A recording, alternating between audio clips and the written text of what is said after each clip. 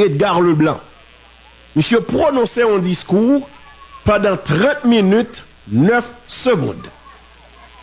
Alors moi oui, t'es parti de l'eau etc. Parce que ça il parle, c'est pas ça qui est important. On connaît ça qui faisait sur réseau yo. Ne partage le même retour parce que mais il anti casse bail parce que lui même moi tel sous format TTA. C'est là c'est tout le monde qui connecté, moi tel. Parce que ti bail pot de l'eau pas autant rien dans qualité discours. OK? Moi-même moi féliciter Edgar Leblanc. Mais mon constat que me fait c'est qu'on constate tout Edgar appelé là, monsieur pas gagné dans mel. On pas remarquer monsieur gagné Québec dans mel parce que si Edgar il tape là de temps en temps ou elle tape virer papier, virer ceci, moi monsieur de comme pas fin ouais mais c'est là où moi monsieur de mail de pied. Et pas ça et puis il a déposé. Monsieur Gele écrit discours puisque c'est lui qui écrit. Alors c'est ça oui. Ça semble c'est pas monde qui écrit monsieur lui qui écrit à faire. Puisque c'est lui qui écrit, il apprend à faire. Il va là au stade. Nous, mais ça dit, puisque c'est monsieur qui écrit à faire, et bien, ça semble dire, bon, moi qui écrit, mais je papier. Il va ça va facile pour tout le monde, pas. Son nègre presque 70 ans, 10 ans là, il faut nous clair sur ça. Les canons télécom prompter.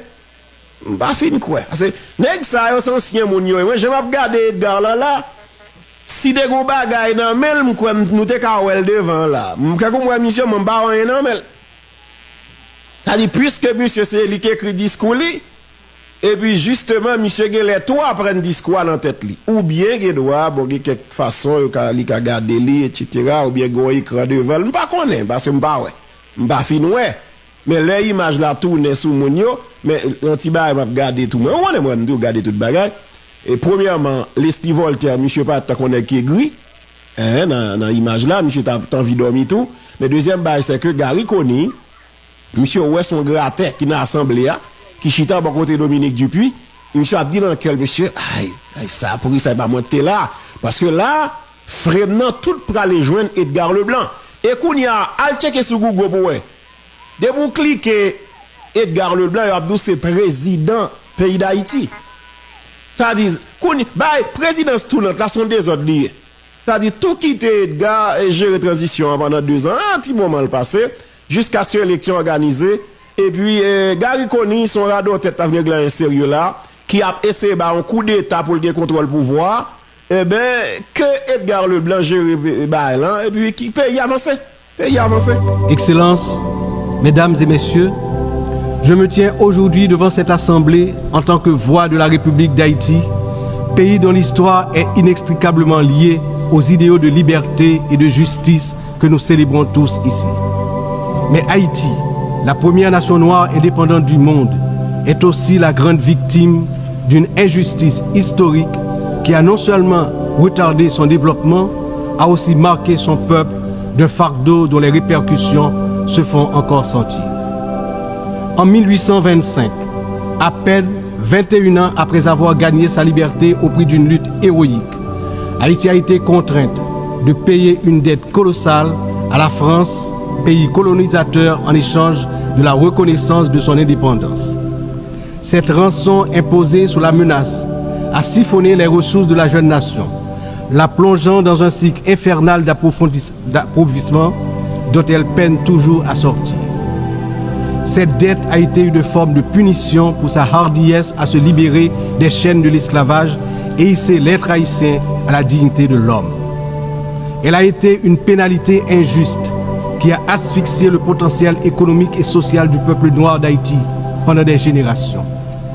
Dans le contexte d'aujourd'hui, ou plus que jamais, l'attention est portée sur les efforts pour restaurer sans délai la sécurité et répondre aux immenses besoins humanitaires en Haïti.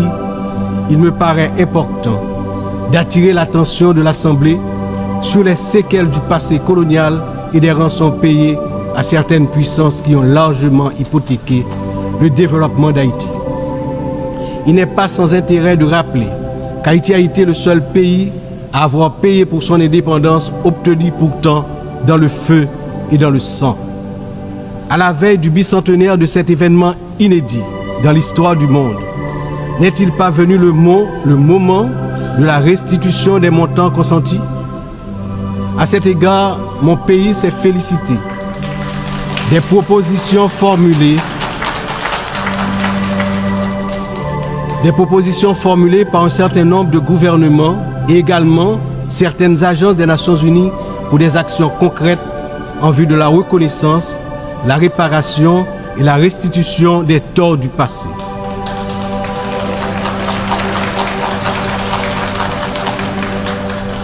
Haïti a confiance sans réserve dans l'Organisation des Nations Unies, dont les piliers sont la lutte pour l'égalité entre les peuples et le maintien de la paix entre les nations, pour jouer son rôle notamment dans la mise en place des mécanismes appropriés pour faciliter le dialogue entre les pays victimes de la colonisation et les anciennes puissances coloniales.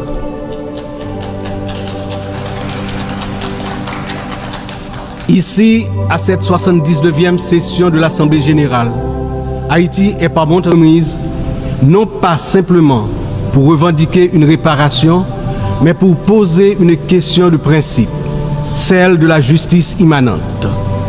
Ma démarche est résolument engagée, structurée et bien documentée.